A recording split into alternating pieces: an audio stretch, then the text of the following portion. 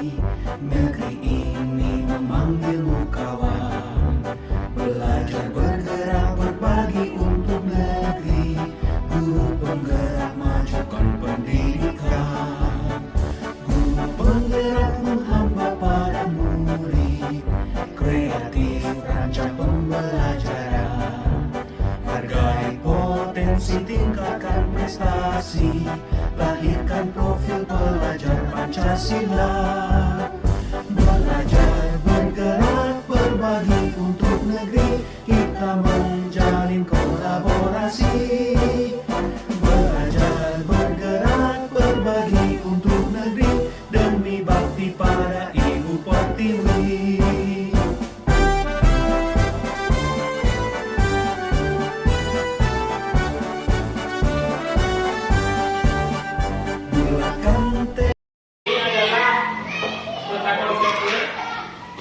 Jadi di profil pelajar Pancasila ini terdiri atas beberapa item. Yang pertama, mandiri, kemudian bertakwa kepada Tuhan Yang Maha Esa dan berakhlak mulia, kemudian kebinekaan global, kemudian bergotong royong, kemudian kreatif dan bernalar kritis. Jadi keenam profil pelajar Pancasila ini sebenarnya sudah tercermin di dalam seluruh kegiatan proses belajar mengajar di sekolah kita.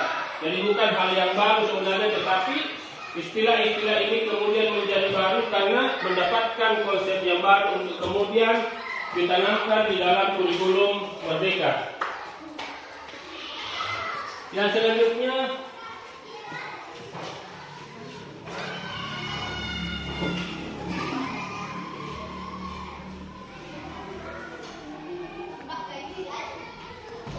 profil pelajar Pancasila berisi tentang beriman, bertakwa kepada Tuhan Yang Maha Esa dan berakhlak mulia. Yang mana pelajar Indonesia yang berakhlak mulia adalah pelajar yang berakhlak dalam hubungannya dengan Tuhan Yang Maha Esa. Kemudian berkebinekaan global, pelajar Indonesia mempertahankan budaya luhur, lokalitas dan identitasnya. Kemudian bergotong royong, pelajar Indonesia memiliki kemampuan bergotong royong yang memampunya untuk melakukan kegiatan secara bersama-sama dengan sukarela. Kemudian mandiri, pelajar merupakan pelajar yang bertanggung jawab dalam proses dan hasil belajarnya. Kemudian yang kelima, bernalar kritis. Bernalar kritis ini adalah bisa mampu secara objektif memproses informasi baik kuantitatif maupun kualitatif, membangun keterkaitan antara berbagai informasi, menganalisis informasi, mengevaluasi dan menyimpulkannya. Kemudian yang keenam, kreatif. Pelajar yang kreatif adalah pelajar yang mampu memodifikasi dan menghasilkan sesuatu yang orisinal, bermakna dan bermanfaat dan berdampak baik.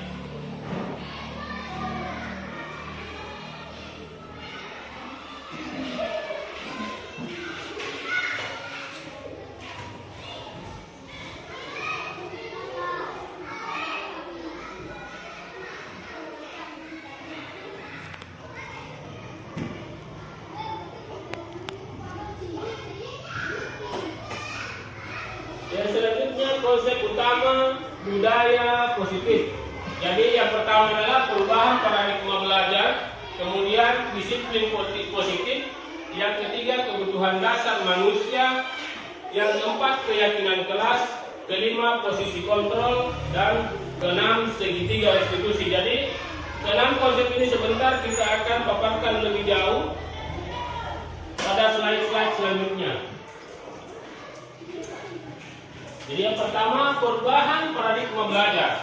Jadi pembelajaran yang dirancang berdasarkan prinsip pembelajaran yang berdiferensiasi, sehingga setiap murid dapat belajar sesuai dengan kebutuhan dan tahap perkembangannya untuk mewujudkan profil pelajar Pancasila. Kemudian yang kedua, pembelajaran berdiferensiasi, yaitu usaha untuk menyesuaikan proses pembelajaran di kelas untuk memenuhi kebutuhan belajar individu setiap peserta didik. Pembelajaran yang mengakomodir kebutuhan belajar murid, yaitu guru memfasilitasi peserta didik sesuai dengan kebutuhan pribadi masing-masing, baik dari segi kesiapan belajar, bakat, dan minatnya. Dengan melakukan pembelajaran mendiferensiasi tentunya akan memenuhi harapan dan kebutuhan peserta didik. Pembelajaran akan menjadi bermakna dan suasana proaktif karena peserta didik terlibat langsung dalam proses pembelajaran yang sesuai dengan kodrat alam dan kodrat zamannya. Jadi sesuai dengan pemikiran Ki Hajar Dewantara bahwa peserta didik itu harus belajar sesuai dengan kodrat alam dan kodrat zamannya. Yang selanjutnya disiplin positif. Nah, menurut ibu-ibu sekalian, apakah ibu setuju dengan pernyataan ini? Hukuman dapat mendisiplinkan anak. Yang kedua, pemberian hukuman dengan hal positif seperti membaca dan membersihkan halaman sekolah dapat meningkatkan disiplin anak. Yang ketiga, memberi penghargaan dapat meningkatkan motivasi belajar anak. Mungkin ada ibu-ibu yang bisa memberikan komentar tentang pertanyaan pemantik ini. Silakan. Mungkin Ibu Irma, apakah hukuman dapat mendisiplinkan anak? Kemudian yang kedua, pemberian hukuman dengan hal positif seperti membaca atau membersihkan halaman sekolah dapat meningkatkan disiplin anak. Kemudian yang ketiga, memberi penghargaan dapat meningkatkan motivasi belajar anak. Silakan Ibu mengomentari pertanyaan pemantik ini. Menurut Tak. Baik, silakan. Terima kasih Pak atas kesempatan yang diberikan kepada saya. Sekarang ini yang dibahas tentang disiplin positif. Nah, pertanyaan di atas, apakah hukuman dapat mendisiplinkan anak? Menurut saya, yang pertama yang saya ingin bahas, kalau hukuman. Nah, pertanyaan di atas, apakah hukuman dapat mendisiplinkan anak? Menurut saya, yang pertama yang saya ingin bahas, kalau hukuman itu tidak serta-merta akan mendisiplinkan anak. Bahkan apabila hukuman ada rasa takut terhadap anak itu karena jangan sampai sebentar ini mau lagi dihukum cara seperti ini.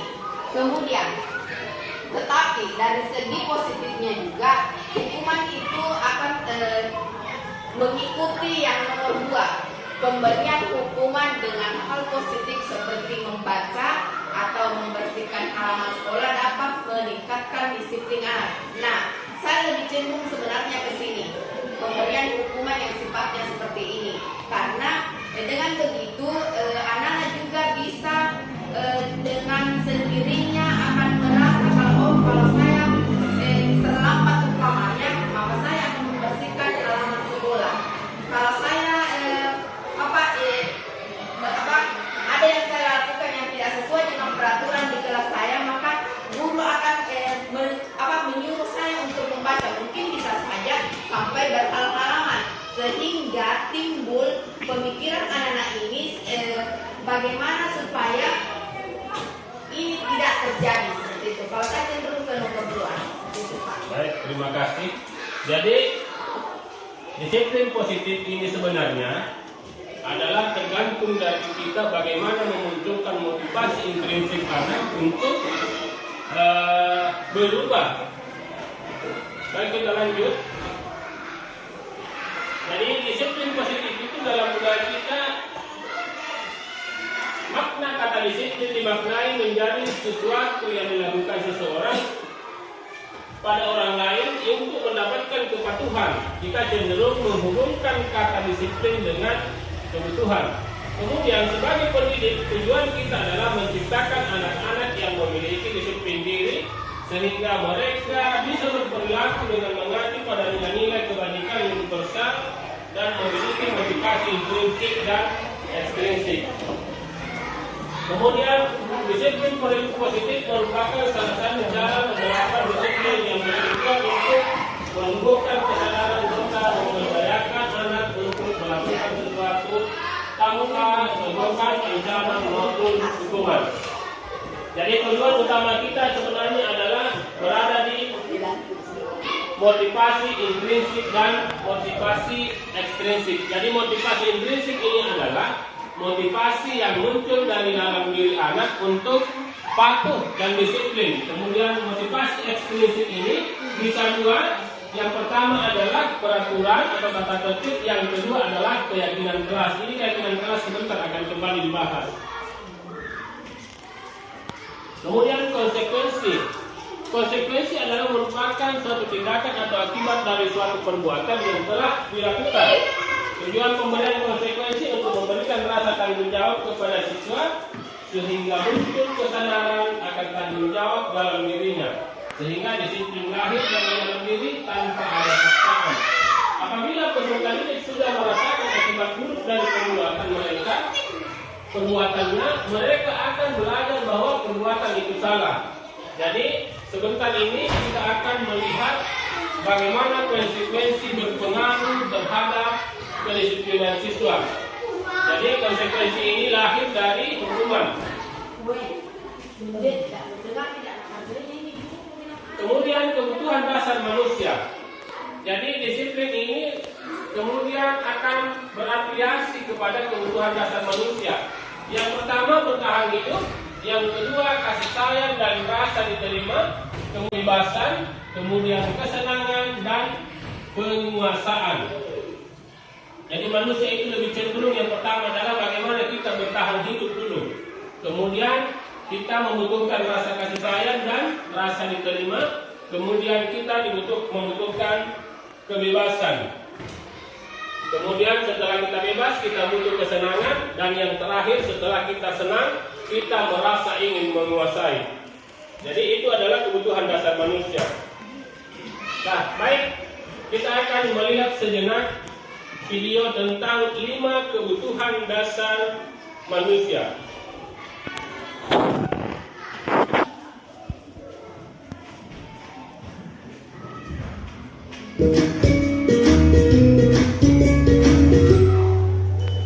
Salam dan bahagia Ibu dan Bapak guru hebat.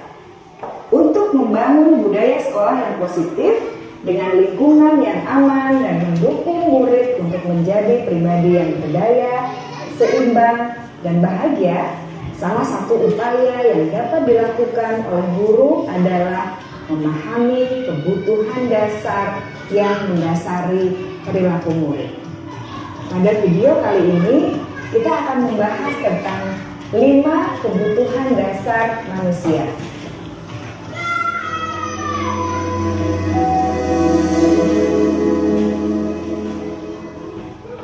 Ki Hajar Dewantara dalam salah satu kutipannya menyatakan, kita ambil contoh perbandingannya dengan hidup tumbuh-tumbuhan. Seorang petani dalam hakikatnya sama kewajibannya dengan seorang pendidik yang menanam padi misalnya. Hanya dapat menuntun tumbuhnya padi. Dia dapat memperbaiki kondisi tanah, memelihara tanaman padi, memberi pupuk dan air, membasmi ulat-ulat atau jamur-jamur yang mengganggu hidup tanaman padi, dan lain sebagainya. Ketika guru memahami kebutuhan apa yang mendasari perilaku murid, dan guru berusaha menuntun dan mendukung murid dalam memenuhi kebutuhannya secara positif, pada hakikatnya guru tersebut ibarat seorang petani yang sedang berusaha memahami kebutuhan masing-masing tanaman, dan ia berusaha memenuhi kebutuhan tanaman tersebut agar dapat tumbuh dengan subur dan maksimal. Dr. William Glasser, seorang psikiater dari Amerika Serikat, menyatakan bahwa seluruh tindakan manusia memiliki tujuan tertentu, yaitu memenuhi kebutuhan dasarnya. Ketika kelima kebutuhan dasar telah terpenuhi secara memadai, maka murid akan tumbuh dengan seimbang dan bahagia. Sebaliknya, ketika kebutuhan dasar tidak terpenuhi dengan baik, maka seseorang akan mengalami emosi negatif seperti bosan, sedih, dan kecewa. Bahkan mereka dapat melakukan perbuatan yang bertentangan dengan nilai-nilai kebajikan atau melanggar peraturan. Dengan kata lain, perilaku buruk seseorang biasanya adalah respons dari kebutuhan yang tidak terpenuhi. Namun, mereka tidak tahu cara untuk menyampaikannya. Ada 5 kebutuhan dasar manusia menurut Dr. William Glasser, yaitu yang pertama, kebutuhan untuk bertahan hidup atau survival. Yang kedua, kebutuhan untuk merasa diterima atau love and belonging. Yang ketiga, kebutuhan akan kebebasan atau freedom. Yang keempat, kebutuhan akan kesenangan atau fun. Dan yang kelima, kebutuhan akan penguasaan atau power.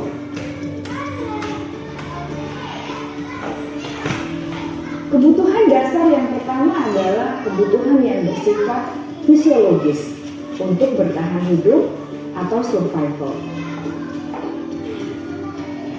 Misalnya, kesehatan, rumah, dan makanan.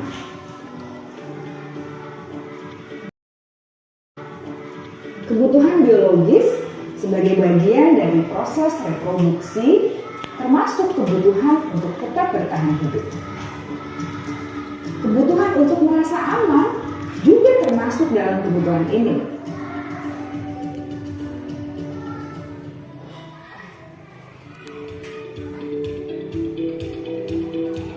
Agar murid dapat belajar dengan baik, kebutuhan mereka akan rasa aman, pangan, sandang, dan papan harus terpenuhi.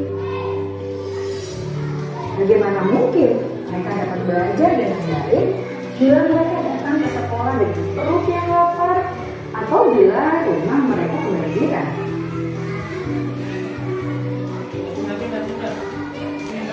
Setelah kita mengetahui kebutuhan pertama yang sebagian besar bersifat fisiologis, mari kita lihat kebutuhan kedua sampai kelima yang semuanya berhubungan dengan psikologis. Mari kita lihat kebutuhan yang kedua, yaitu kebutuhan akan perasaan diterima oleh kelompok atau komunitasnya, atau kebutuhan love and belonging. Kebutuhan ini meliputi keinginan untuk tetap terhubung dengan orang lain seperti teman, keluarga, teman kerja, dan kelompok di mana kita tergabung. Setiap murid ingin menjadi bagian yang berharga dari kelas dan juga sekolah. Mereka juga ingin diterima oleh orang lain dan kelompoknya.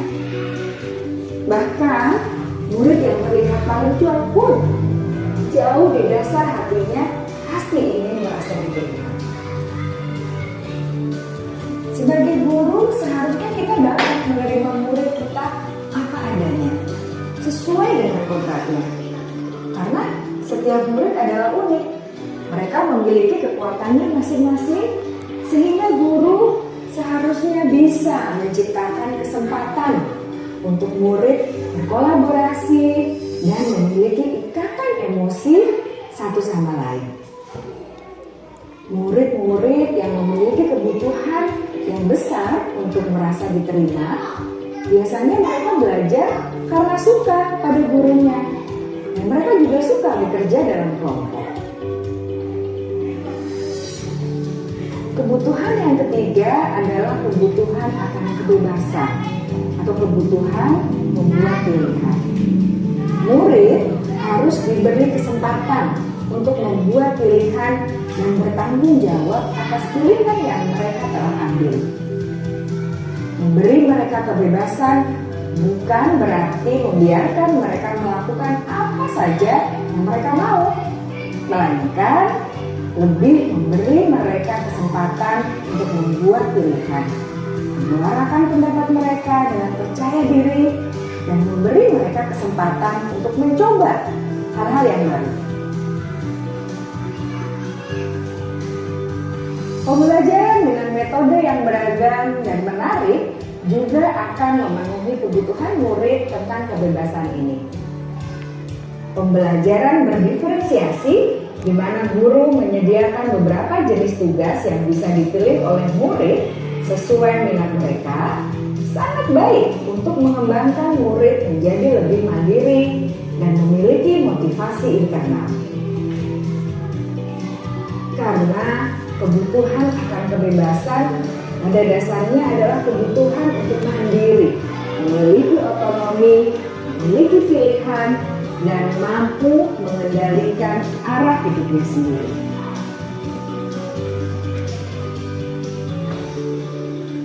Kebutuhan yang keempat adalah kebutuhan akan kesenangan. Bayangkan Bapak Ibu, hidup tanpa rasa senang. Betapa menyedihkannya. Glasser menghubungkan kebutuhan akan kesenangan dengan belajar. Jangan sekalikan kebutuhan murid untuk merasa senang di kelas. Sebagai guru, jangan ragu-ragu untuk dengan sengaja memasukkan kegiatan yang menyenangkan dalam kelas. Murid-murid dengan kebutuhan dasar kesenangan yang tinggi ingin menikmati apa yang mereka lakukan. Mereka juga konsentrasi tinggi saat mengerjakan hal-hal yang disenangi.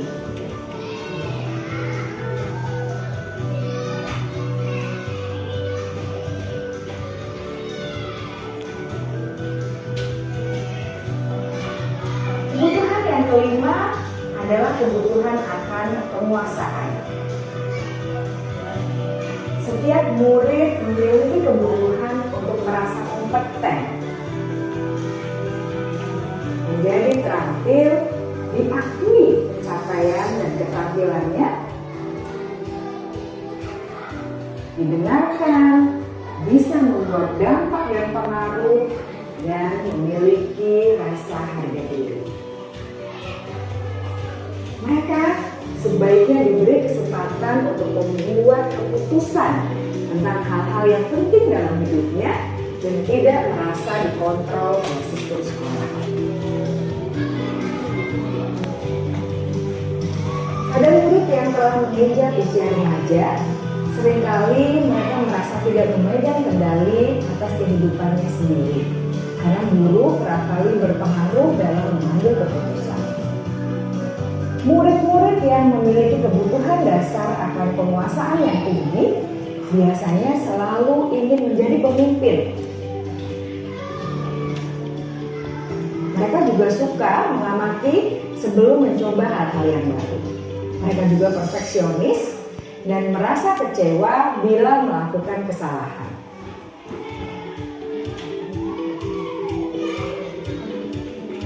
Ibu dan Bapak guru sangatlah penting bagi kita untuk mengetahui kebutuhan dasar murid-murid agar kita memahami alasan dibalik sikap dan tingkah laku mereka.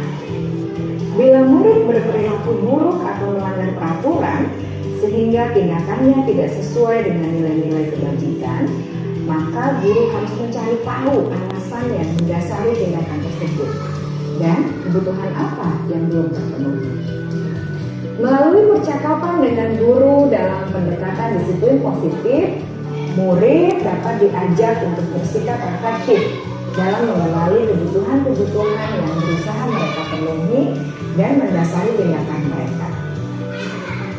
Jika guru mengabaikan perilaku buruk murid-murid, maka perilaku tersebut akan berpengaruh pada suasana kelas yang kurang kondusif dan akan berpengaruh pada tujuan dari pendidikan itu sendiri. Ibu bapak guru hebat, mari kita menjadi guru yang lebih baik dengan memahami kebutuhan dasar murid-murid kita dan senantiasa membimbing mereka untuk menjadi pribadi yang berdaya, seimbang, dan bahagia. Salam dan bahagia, Ibu dan Bapak guru hebat.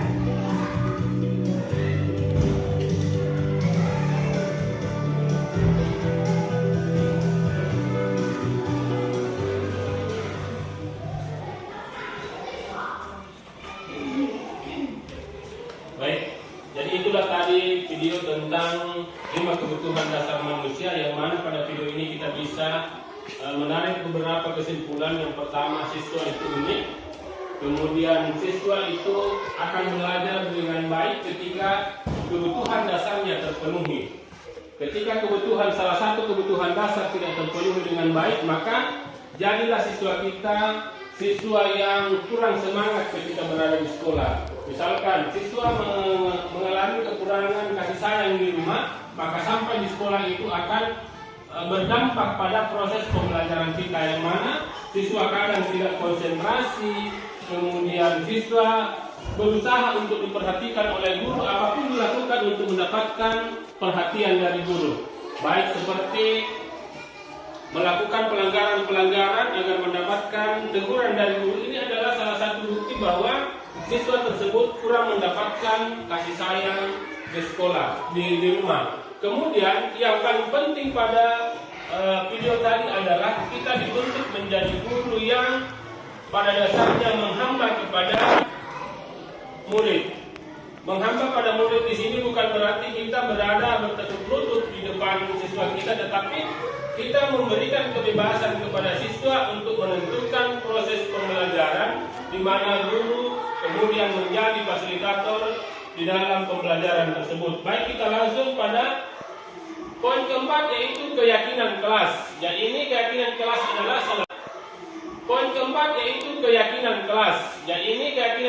adalah salah satu disiplin positif yang bisa kita terapkan dalam membangun budaya positif di sekolah. Dengan adanya keyakinan kelas di setiap kelas diharapkan dapat mewujudkan tujuan pendidikan yang berorientasi kepada profil pelajar Pancasila.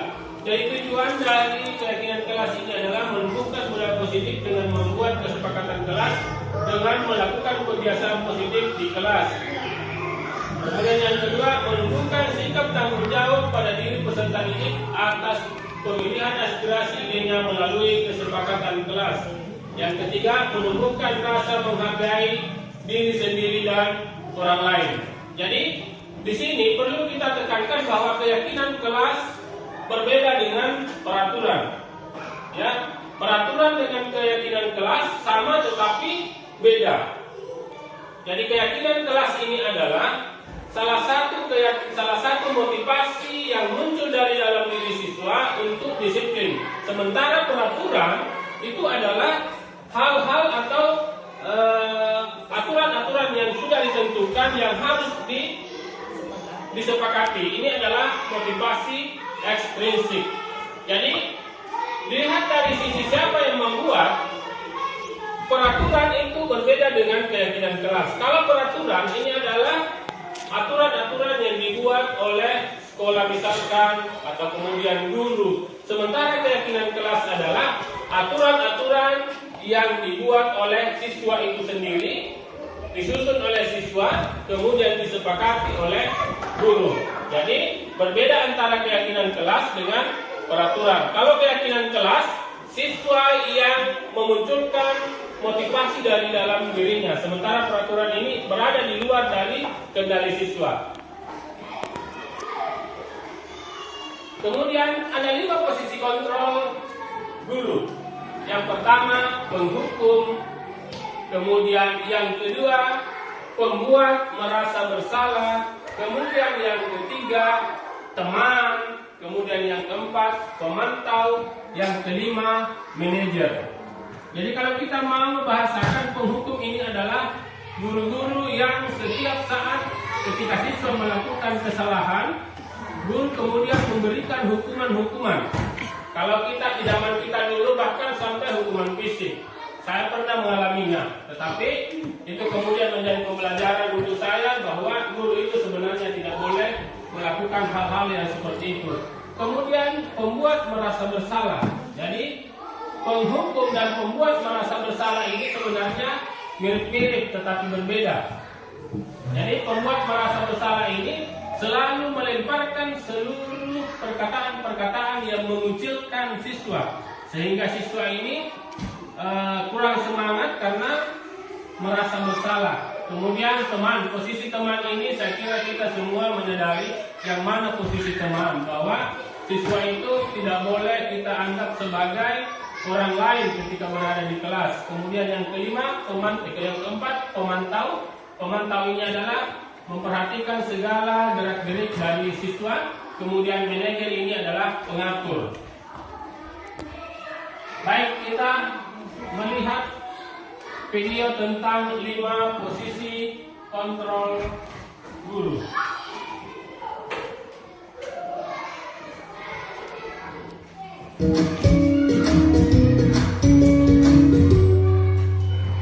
Salam bahagia Ibu dan Bapak guru hebat.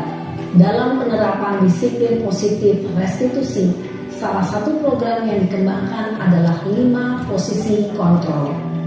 5 posisi kontrol dalam restitusi adalah proses perjalanan seorang pendidik agar dapat mengenali dirinya.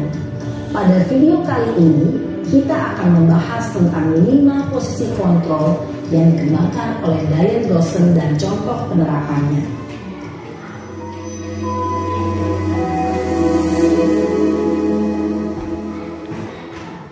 Lima posisi kontrol itu adalah 1. Posisi penghukum.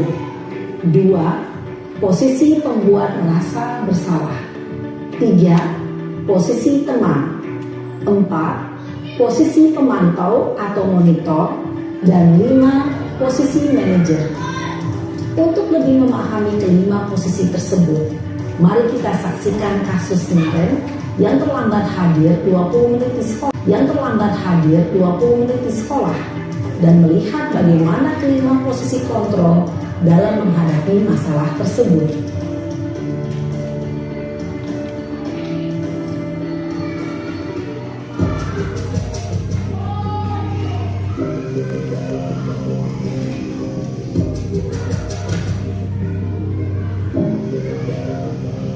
Naren! Sini kamu! Selamat pagi, Bu. Selalu terlambat. Kamu deh, pasti terlambat. Maaf, Bu. Saya Apa? Apa coba? Alasan kamu apa lagi? Kapan sih kamu tidak terlambat? Malas sekali ya kamu jadi anak. saya Dasar pemalas. Gak kapok-kapok sih kamu. Sudah berapa kali terlambat? Sana, kamu keliling lapangan basket 2 kali. Kenapa saya harus keliling lapangan basket, Bu? Kenapa? Kamu melawan ibu. Berani-beraninya jawab. Sudah terlambat, masih berani jawab pula. Sekarang, keliling lapangan basket 5 kali sekalian. Biar kapok. Cepat. Pergi sana ke lapangan basket. Posisi penghukum biasanya berbicara dengan nada tinggi, menghardik, menunjuk-nunjuk, menyakiti, dan menyindir. Hukuman bisa berupa fisik maupun psikis. Ibu dan Bapak guru hebat, dampak yang terjadi pada murid ketika guru berada pada posisi penghukum adalah murid cenderung akan memberontak, bahkan menyimpan dendam.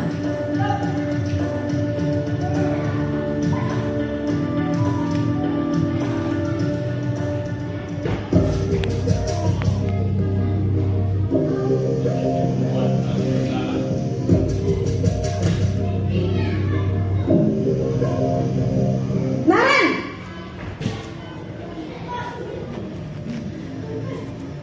Selamat pagi, Bu. Naren, kamu kenapa terlambat lagi, nak? Ya Tuhan, Naren, kamu senang ya bikin ibu susah ya? Kalau kamu terlambat lagi, nanti ibu yang ditegur bapak kepala sekolah, nak. Disangka ibu tidak bisa membina kamu. Duh, gimana ini? Maaf, Bu. Duh, Gusti Naren, kamu suka ya kalau ibu ditegur bapak kepala sekolah? Terus, sekarang ibu harus tulis apa yang di buku absen? Ini kamu sudah sering terlambat loh. Ibu harus apa coba? Maaf, Bu. Maaf sekali. Ya sudah, lain kali jangan bikin ibu susah lagi ya nak ya. Ibu tidak akan kuat lagi kalau kamu begini terus. Bisa jantungan kalau ibu ditegur bapak kepala sekolah. Sana cepat ke kelas. Maaf ya, Bu. Maaf sekali. Posisi pembuat rasa bersalah berbicara dengan nada tenang, cenderung lembut. Namun kata-kata yang diutarakan membuat murid merasa menjadi orang yang gagal, memandang buruk dirinya sendiri, merasa tidak berharga, dan tidak sanggup membahagiakan orang lain. Ketika guru mengambil posisi pembuat rasa bersalah, murid akan menganggap dirinya yang bersalah dan ia akan menyimpan emosi negatif tersebut di dalam dirinya.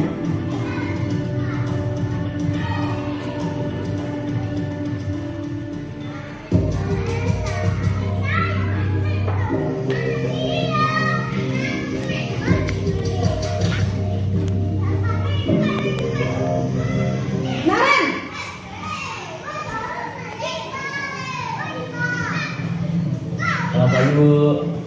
Wah, sudah jam berapa ini, Nak? Terlambat lagi ya, sayang? Iya, Bu. Habis ibu saya lupa bangunkan saya, Bu. Kamu malah menyalahkan ibu kamu.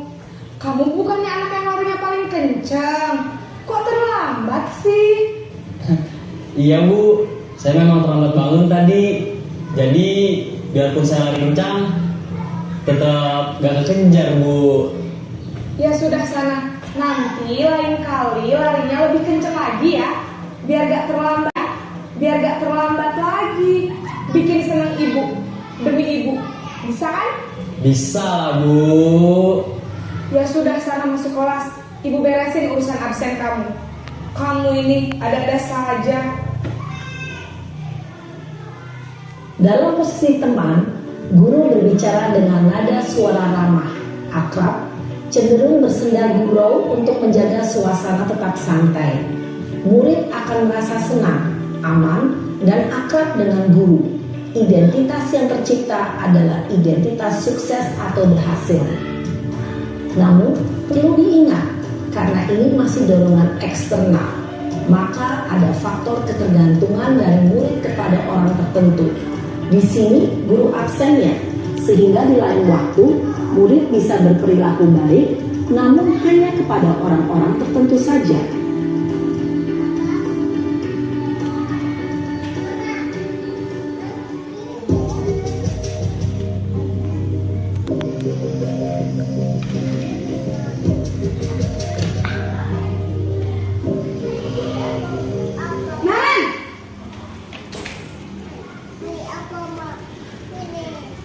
Selamat pagi, Bu.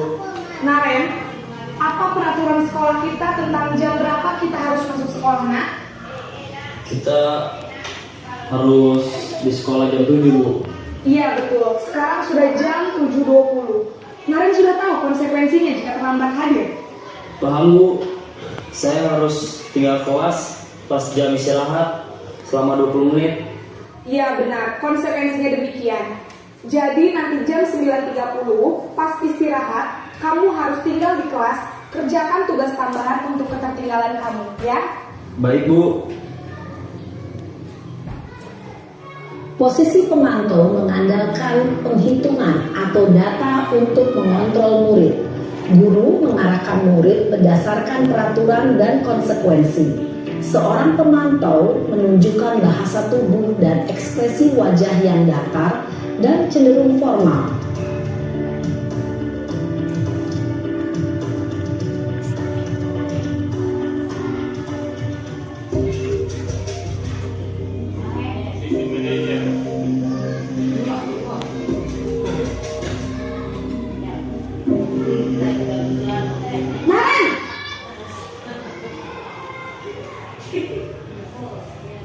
Selamat pagi, Bu. Selamat pagi, Naren. Maaf, Bu. Saya terlambat. Iya, sekolah masuknya jam 7, sekarang sudah jam 7.20. Jadi sekarang bagaimana ini, Naren? Maaf, Bu. Saya lupa setel alarm saya semalam. Baiklah, menurut kamu, keyakinan sekolah yang mana yang perlu kamu tingkatkan? Menghargai diri sendiri dan orang lain mungkin, ya, Bu. Setuju. Jadi, apakah Naren meyakini prinsip saling menghormati tersebut? Iya, Bu. Saya meyakininya. Apakah Naren bersedia memperbaiki masalah keterlambatan ini? Bersedia, Bu. Bagaimana kamu akan perbaiki masalah keterlambatan ini? Saya akan coba untuk tidak lupa menyetel alarm saya, Bu. Baik, kalau Naren lupa menyetel alarm di rumah, ada orang yang kira-kira bisa bantu mengingatkan tidak? Ada, Bu. Kakak saya, Kak Emma. Ada lagi selain Kak Emma? Selain Kak Emma, ada ibu saya. Baik, jadi yang mengingatkan Naren adalah Kak Emma dan ibu kamu ya?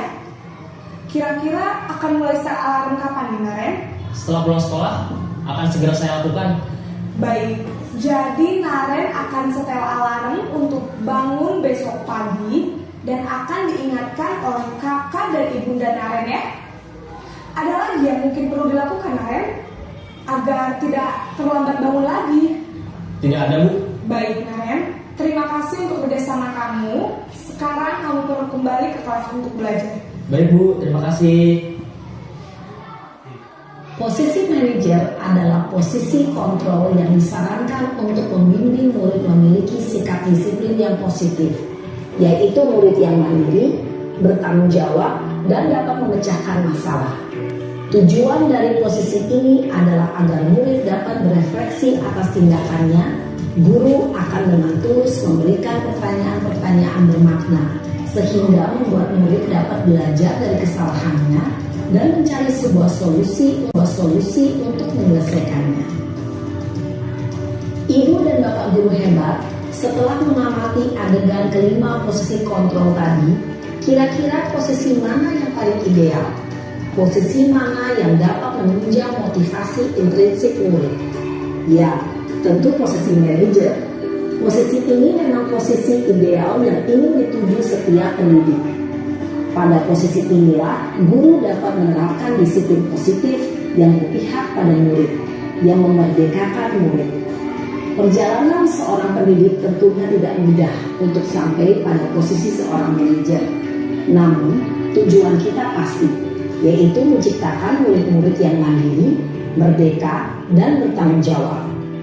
Semoga penggambaran 5 posisi kontrol yang telah diperlihatkan ini dapat menjadi ajang refleksi bagi kita semua, agar dapat terus mengasah dan menerapkan disiplin positif yang memerdekakan murid. Mari terus berlatih dan bersemangat. Selamat menerapkan. Salam dan bahagia Ibu dan Bapak guru hebat.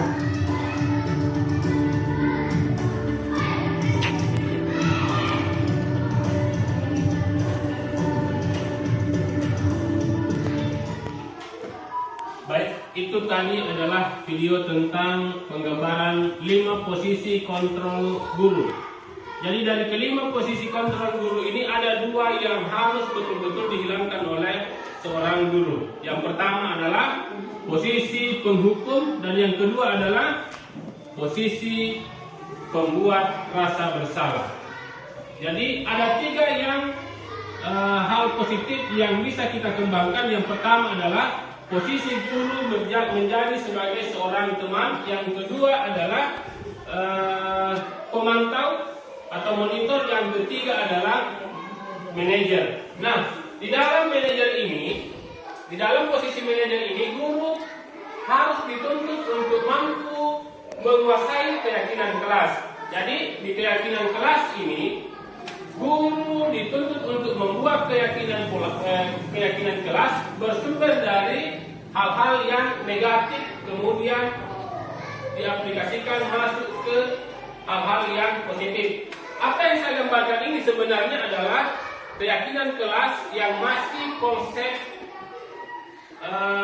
negatif. Kenapa? Karena kita masih menggunakan kata-kata yang panjang. Kemudian dominan menggunakan kata tidak, kemudian dominan menggunakan kata jangan. Nah, sementara di keyakinan kelas yang benar adalah keyakinan kelas itu harus berupa kata-kata yang positif. Contoh seperti ini, kita harus hadir di kelas tepat waktu. Ini kalau kita mau masukkan kepada kata yang positif, maka mungkin kita akan katakan hadir tepat waktu. Kemudian yang kedua, menjaga kebersihan kelas. Ini mungkin kita bawa ke arah kalimat positif menjadi menjaga kebersihan.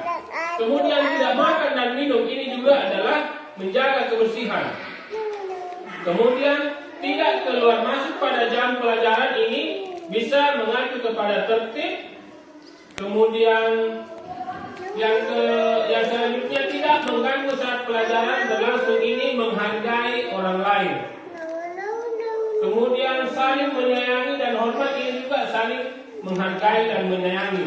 Hanya saja pada tingkatan SD saya merasa bahwa tingkat literasi anak-anak kita belum mampu menganalisa kata-kata yang positif. Contoh misalkan saling menghormati, anak-anak kita kadang belum mengerti yang mana. Makanya saya kemudian masih menggunakan ini untuk kemudian pada tahap-tahap selanjutnya akan dikembangkan ke arah kalimat-kalimat yang positif. Yang selanjutnya segitiga restitusi.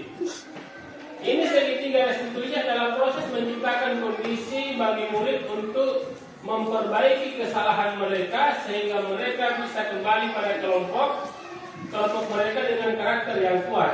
Restitusi bukan untuk menebus kesalahan, melainkan sebuah tawaran dan bukan paksaan.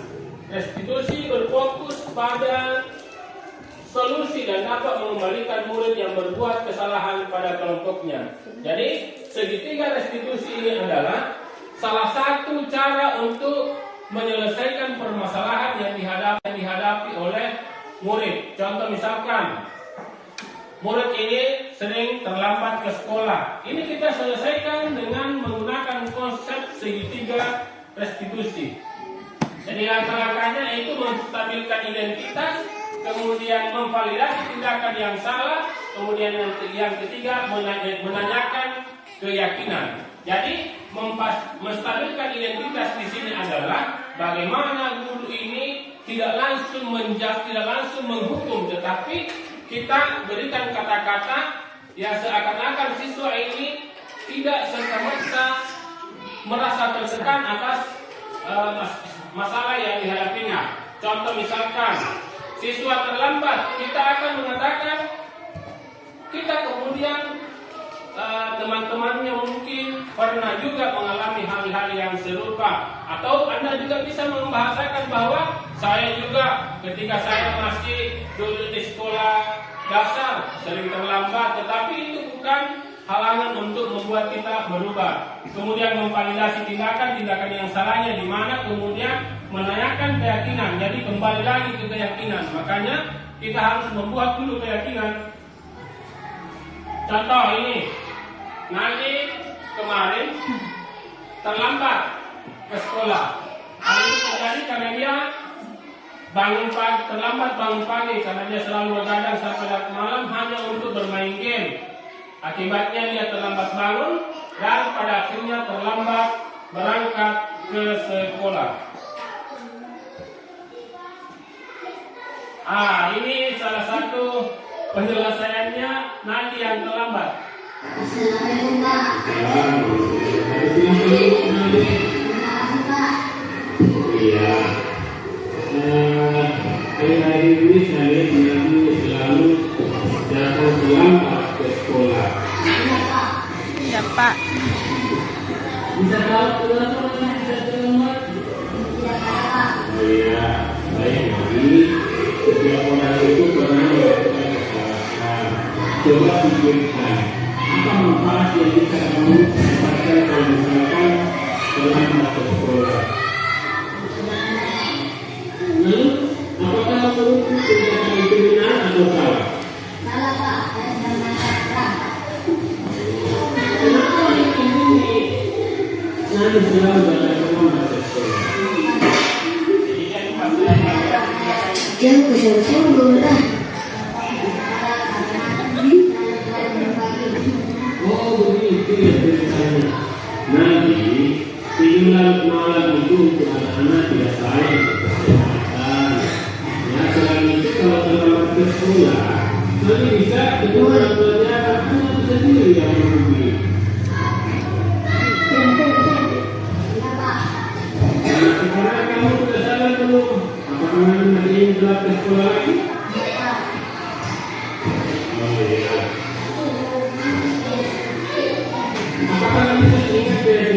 sudah kita sepakati beberapa hari yang lalu itu. Singkat Pak.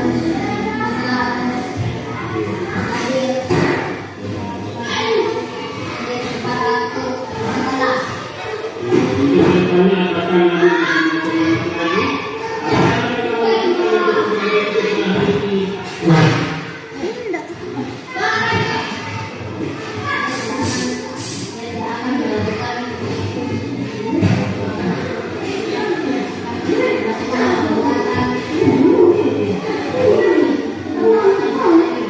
Baik, semoga dari kesalahan yang sudah kami lakukan. Ya baik, jadi besok tidak boleh lagi ada apa dan tidak boleh lagi itu dalam malam ya. Baik, terima kasih. Silakan keluar.